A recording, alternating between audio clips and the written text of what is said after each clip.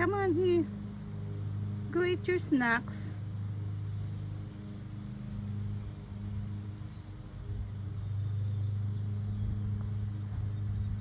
Ang cute niya. Hindi siya natatakot.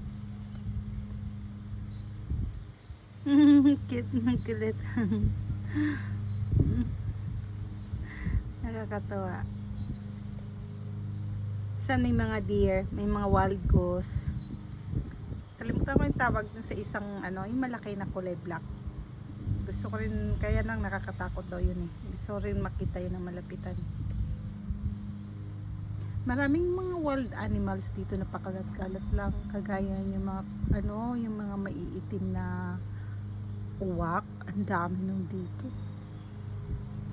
Maraming ibon, palibhasa kasi tingnan nyo. Yun, may puno. Ganyan.